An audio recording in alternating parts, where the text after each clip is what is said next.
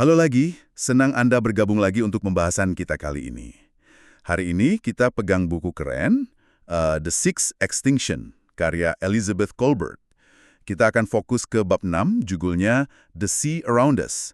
Topiknya agak berat nih, soal fenomena yang sering disebut kembaran jahat pemanasan global. Betul, pengasaman laut. Nah, itu dia, pengasaman laut.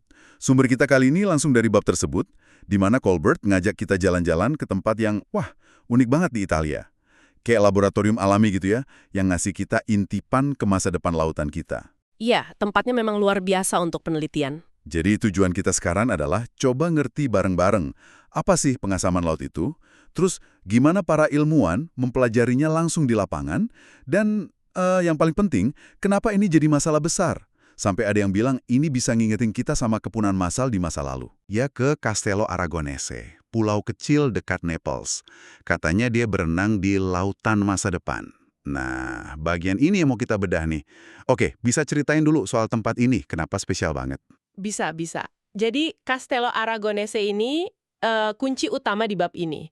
Pulau vulkanik kecil di Laut Tyrrhenian yang bikin dia istimewa itu bukan cuma pemandangannya, tapi di dasar laut dekat situ ada ventilasi vulkanik. Tapi bukan lava ya, ini ngeluarin gelembung-gelembung gas. Gelembung gas. Isinya apa tuh? Nah, itu dia yang unik. Isinya ternyata karbon dioksida CO2 murni. Jadi, secara alami, area di sekitar ventilasi ini kayak disuntik CO2 terus-menerus. Kolbert kesana sama ahli biologi kelautan Jason Hall Spencer dan Maria Cristina Buya buat lihat langsung efeknya. Di buku, dia cerita kalau berenang di situ rasanya aneh, kayak mandi sampahnya katanya. Gara-gara banyak gelembung itu ya. Haha, iya, deskripsinya gitu. Tapi di balik sensasi unik itu ada pemandangan yang bikin mikir. Misalnya soal tritip itu loh, barnacle. Biasanya kan ada pita putih ngelilingin dasar pulau, tapi kok dekat ventilasi lenyap gitu aja. Padahal katanya tritip itu bandel loh. Betul sekali. Hilangnya teritip itu cuma salah satu petunjuk awal. Yang terjadi di sana itu demonstrasi kimia dasar laut yang lagi berubah. Jadi, CO2 dari ventilasi itu kan larut di air laut. Oke. Pas CO2 larut, dia bereaksi sama air, H2O, membentuk asam karbonat, H2CO3. Nah, asam inilah yang bikin pH air turun, jadi lebih asam. Ah, jadi itu prosesnya. Iya, makanya Castello Aragonese ini kayak miniatur dari apa yang terjadi di lautan global gara-gara emisi CO2 kita, laboratorium alami yang sempurna. Skala raksasa ya, berarti ini bukan cuma masalah di Italia aja dong. Seberapa besar sih masalah CO2 di atmosfer sama laut kita ini sebenarnya? Angkanya gimana? Angkanya bikin kaget sih.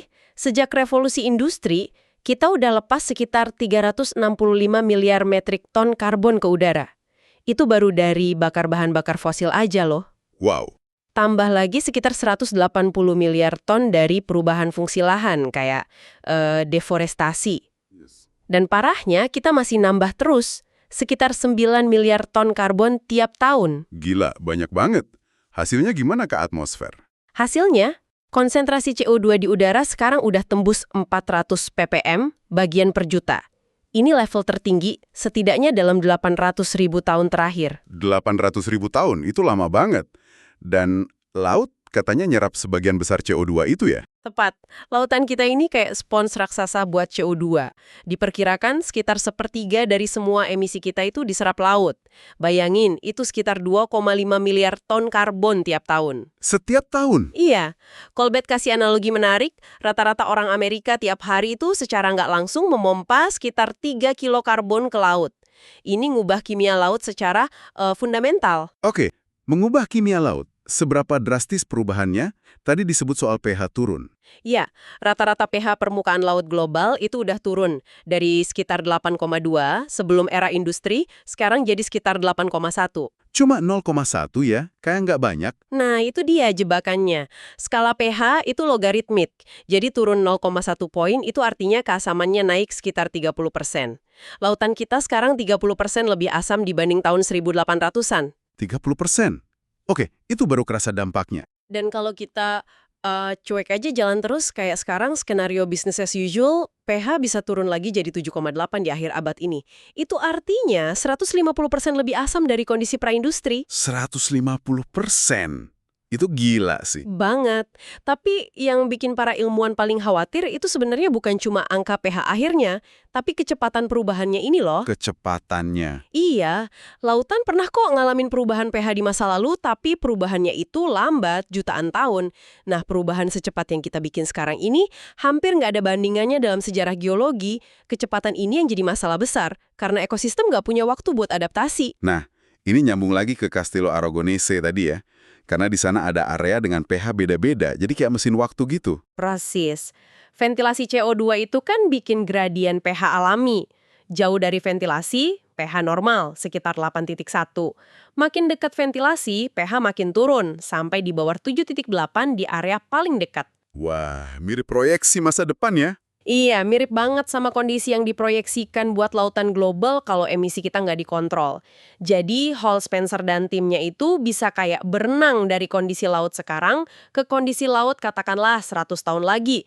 Cuman dalam jarak beberapa puluh meter aja. Oke. Jadi mereka punya laboratorium alami yang keren banget. Terus apa yang mereka temuin di zona pH rendah itu? Zona masa depan itu pasti ada efeknya ke makhluk hidup di sana kan? Efeknya signifikan banget. Hall Spencer ini teliti kerjanya.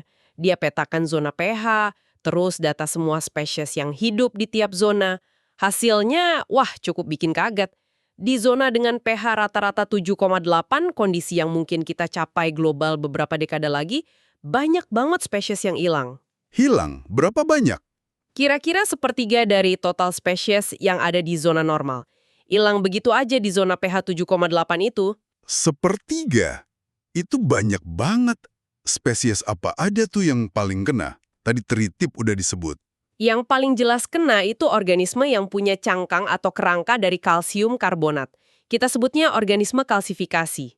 Oh, yang bangun rumah dari kapur itu ya? Betul. Contohnya tadi, tritip Balanus perforatus, terus kerang biru Mytilus galoprovincialis. Padahal ini kerang terkenal bandol dan gampang nyebar loh. Ada juga beberapa jenis rumput laut kaku yang ada kapurnya, Corallina, cacing yang bikin tabung kapur, Pomatoceros, bahkan 3 spesies karang lokal, beberapa jenis siput, sama moluska unik Archanoe bahtranu namanya. Semuanya nggak ada di zona asam itu. Hampir nggak ada atau jumlahnya dikit banget di zona pH 7,8. Jelas banget polanya. Wah, kasihan ya. Jadi jelas banget yang punya rumah dari kapur ini paling rentan. Tapi selain masalah bikin cangkang, emang kenapa lagi sih kondisi asam ini bahaya buat kehidupan laut? Ada efek lain? Oh, banyak. Daftarnya panjang sebenarnya. Turunnya pH itu bisa ganggu proses biologis paling dasar di level sel. Mulai dari metabolisme, cara mereka proses energi, terus kerja enzim-enzim penting. Fungsi protein juga bisa keganggu. Kompleks ya. Iya, belum lagi soal ketersediaan nutrisi penting di laut kayak zat besi, nitrogen, itu bisa berubah. Bahkan sifat fisik air lautnya sendiri bisa berubah, misalnya cara suara merambat. Laut bisa jadi lebih berisik buat hewan yang pakai suara buat komunikasi atau cari mangsa. Lebih berisik, wah baru tahu.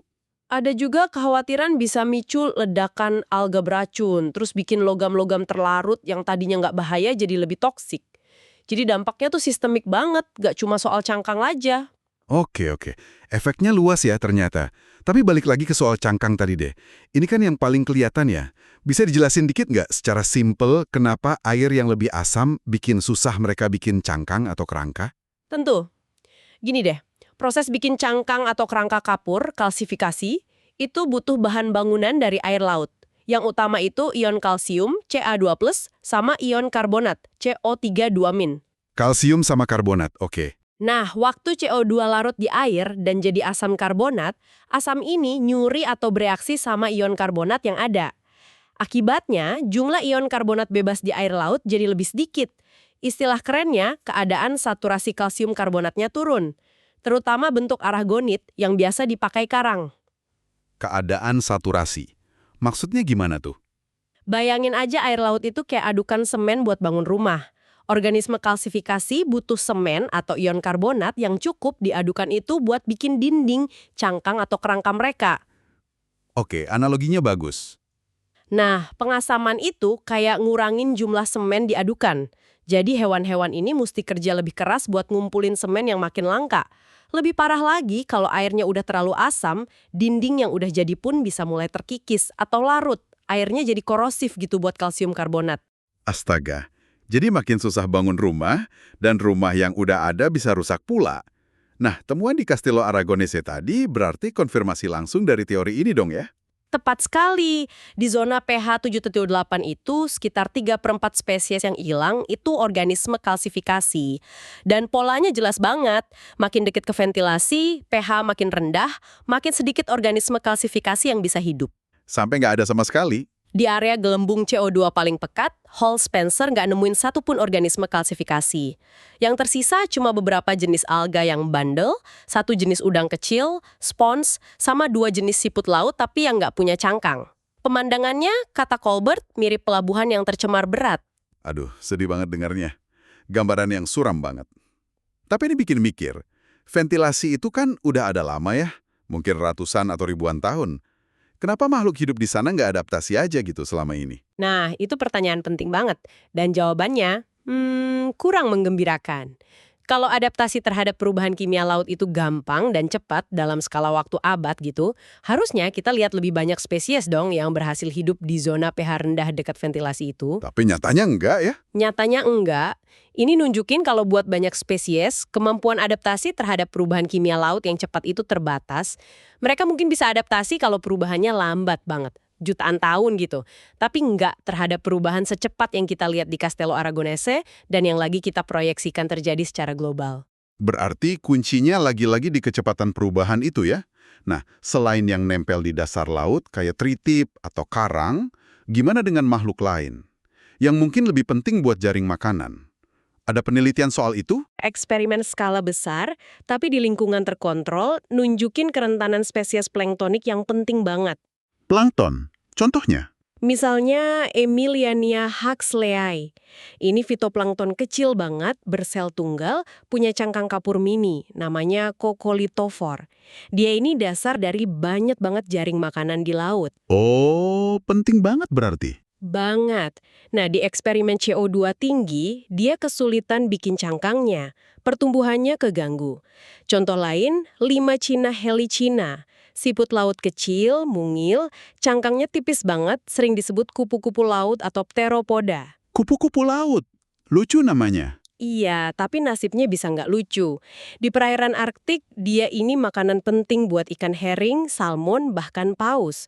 Dan ternyata, dia juga sangat rentan sama pengasaman. Cangkangnya bisa larut. Waduh, kalau dasar jaring makanannya goyah gitu, efeknya bisa berantai kemana-mana ya. Benar sekali. Makanya ahli kayak Ulfri Bessel nyimpulin, bukti terkuat itu ngarah ke pengurangan keanekaragaman hayati secara umum. Mungkin nanti ada beberapa spesies yang tahan banting jadi dominan, tapi kekayaan spesies secara keseluruhan bakal anjlok. Dan pola kayak gitu, Nah, pola kayak gitu, hilangnya keragaman, dominasi sedikit spesies tangguh, itu mirip banget sama apa yang kita lihat di catatan fosil dari peristiwa kepunahan massal besar di masa lalu bumi. kepunahan massal.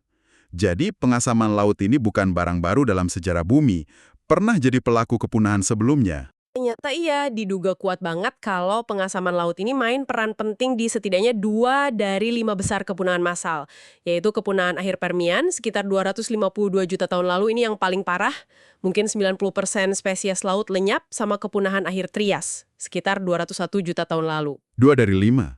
Serius? Iya, bahkan ada kemungkinan terlibat juga di kepunahan akhir kapur yang numpas dinosaurus non-burung itu. Belum lagi beberapa krisis iklim dan kepunahan skala kecil lainnya. Makanya ahli stratigrafi Jan Zalasiewicz yang dikutip Colbert sampai nyebut pengasaman laut ini yang jahat besar yang sedang datang. The Big Nasty, gitu istilahnya. Yang jahat besar. Agak ngeri juga ya dengernya. Tadi sempat disinggung soal kecepatan lagi. Kenapa sih kecepatan ini penting banget? Bisa diulang sedikit? Colbert pakai analogi bagus di buku. Soal minum alkohol, efeknya beda banget kan kalau Anda minum katakanlah seluzin bir dalam sebulan, dibanding kalau Anda tenggak semuanya dalam 1 jam. Jelas beda. Yang satu mabuk parah. Nah, buat lautan juga gitu. Nambahin sejumlah besar CO2 selama jutaan tahun lewat proses geologi alami, itu beda dampaknya dibanding nyuntikin jumlah yang sama dalam waktu cuma 1-2 abad kayak yang kita lakuin sekarang. Kenapa beda? Lautan punya cara buat netralin asamnya gitu secara alami. Ada, tapi lambat banget. Ada proses geofisika. Contohnya pelapukan batuan silikat di darat, itu pelan-pelan bisa nyerap kelebihan CO2 dari atmosfer dan bantu netralin keasaman laut. Tapi proses ini butuh waktu ribuan sampai jutaan tahun. Oh, lama banget ya? Nah, masalahnya, kita nambahin CO2 ke sistem ini jauh lebih cepat daripada kemampuan mekanisme penyangga alami itu buat nimbangin. Kayak kata Rachel Carson dulu soal isu lingkungan lain. Waktu adalah bahan penting, tetapi di dunia modern tidak ada waktu. Kita nggak ngasih waktu buat bumi buat sembuh. Penelitian ilmiah lain dukung soal kecepatan ini nggak? Sangat mendukung. Ada studi penting oleh Barbel Honish dan timnya. Mereka lihat catatan geologi masa lalu. Kesimpulan mereka jelas banget. Meskipun bumi pernah ngalamin pengasaman laut parah sebelumnya, tidak ada peristiwa masa lalu yang secara sempurna paralel sama yang terjadi sekarang. Kenapa? Karena kecepatan pelepasan CO2 yang belum pernah terjadi sebelumnya. Susah banget nyari proses alami yang bisa mompa miliaran ton karbon ke udara secepat aktivitas industri kita. Bahkan dibanding letusan gunung api raksasa. Sering denger kan letusan besar bisa pengaruhi iklim global? Nah, ini bagian yang bikin agak merinding.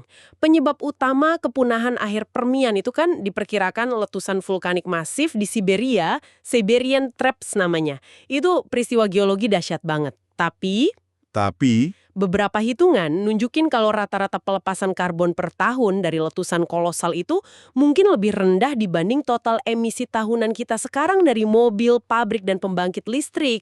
serius, emisi kita per tahun bisa lebih parah dari bencana vulkanik penyebab kepunahan terbesar dalam sejarah bumi. Wah, nggak heran kalau ada ilmuwan yang kasih peringatan keras ya. Iya, makanya Colbert ngutip Lee Kumkom dan Andy Richwell, dua ilmuwan iklim top. Mereka nulis di jurnal khusus soal pengasaman laut, kalau kita terus di jalur emisi saat ini, itu kemungkinan akan meninggalkan warisan antroposen sebagai salah satu peristiwa paling menonjol jika bukan bencana besar dalam sejarah planet kita. Peringatan yang nggak main-main. Nggak main-main sama sekali. Dan kalau ngomongin pengasaman laut, pasti yang langsung kepikiran itu terumbu karang ya. Mereka kan bangunannya dari kapur banget tuh. Tepat, terumbu karang itu kayak kanarinya di tambang batu bara buat pengasaman laut. Mereka sensitif banget. Bab 6 ini memang belum fokus utama ke karang, itu nanti di bab 7, tapi udah disinggung kerentanannya. Gimana tuh singgungannya? Ada prediksi suram dari Ove Hochschild-Berg, dia bilang tahun 2050 nanti, turis ke Great Barrier Reef mungkin cuma akan lihat gundukan puing yang terkikis cepat. Ada juga studi lain oleh Silverman Deka yang nyumpulin kalau terumbu karang bisa mulai larut secara kimia kalau CO2 atmosfer nyampe 2 kali lipat level pra-industri. Mulai larut? Itu mengerikan banget. Ada eksperimen yang nunjukin ini langsung? Ada. Colbert cerita soal eksperimen di One Tree Island, Australia. Di sana, peneliti secara harfiah nuangin asam. Maksudnya, air laut yang diperkaya CO2 ke bagian terumbu karang buat lihat dampaknya. Beneran nuangin asam? Iya, bahkan ada tulisan grafiti di dinding lap lapangan mereka, Dropping Acid on Corals. Ini bukan cuma judul bab buku Colbert, tapi emang itu yang mereka lakuin. Hasilnya sama juga pemodelan oleh Ken Caldera, konfirmasi hubungan langsung. Makin tinggi CO2 kita, makin asam lautnya, makin susah karang tumbuh, bahkan bisa sampai larut. Dropping acid on corals. Gambaran yang kuat banget ya. Ini ngingetin sama catatan sejarah bumi lagi nggak sih? Soal karang yang hilang setelah kepunahan? Sangat. Dalam catatan geologi, setelah beberapa kepunahan massal besar akhir Permian, akhir Devonian, akhir Trias, ada periode panjang banget namanya celah terumbu atau reef gaps. Di masa-masa ini, ekosistem terumbu karang itu kayak lenyap aja dari muka bumi. Butuh jutaan tahun buat bisa pulih dan bangun struktur masif lagi. Jutaan tahun? Iya. Ironis kan? Karang itu salah satu pembangun ekosistem tertua dan paling persisten di planet ini. Tapi ternyata rapuh banget sama perubahan lingkungan yang cepat, kayak pengasaman. Studi tahun 2008 di jurnal Science bahkan nemuin 1/3 spesies karang pembentuk terumbu di dunia udah masuk kategori terancam punah. Oke, jadi kalau kita rangkum nih, Apa intinya buat kita yang dengerin? Bab ini kayaknya gamblang banget ya, nunjukin kalau pengasaman laut itu nyata, akibat langsung dari CO2 kita, dan terjadinya cepat banget, lebih cepat dari yang pernah ada dalam sejarah bumi. Betul. Dan dampaknya jelas ke kehidupan laut, terutama yang bercangkang atau berkerangka itu. Pengalaman di Castello Aragonese itu kayak ngasih kita preview langsung ya ke masa depan kalau kita nggak berubah. Betul sekali. Intinya adalah, ini bukan lagi sekedar prediksi atau model komputer. Pengasaman laut sedang terjadi sekarang, dan kita bisa lihat efeknya secara langsung di tempat kayak Castello Aragonese. Ini perubahan kimia fundamental skala planet yang kita picu sendiri. Dan ini nggak berhenti di laut aja ya. Nggak akan, penting banget diingat sistem bumi ini kan saling terhubung. Apa yang terjadi di laut pasti akan merambat ke jaring makanan, mungkin ke pola cuaca, dan ujung-ujungnya ke stabilitas ekosistem global yang kita semua, termasuk Anda, andalkan. Ini nunjukin betapa rapuhnya keseimbangan planet kita ini. Bener juga. Nah, sebagai penutup nih, mungkin ada satu hal yang bisa kita renungkan bareng-bareng. Tadi kita berkali-kali bahas soal kecepatan perubahan yang jadi masalah utama. Nah, kalau kecepatannya sebegini gila, apa artinya ini buat kemampuan kita dan terutama kemampuan ekosistem laut itu sendiri untuk beradaptasi? Sempat nggak sih? Itu pertanyaan besarnya. Bisakah kita ngerem eksperimen raksasa yang lagi kita jalankan ini sebelum gambaran suram yang kelihatan di lepas pantai Italia itu jadi kenyataan di seluruh lautan dunia? Sesuatu untuk Anda pikirkan lebih lanjut.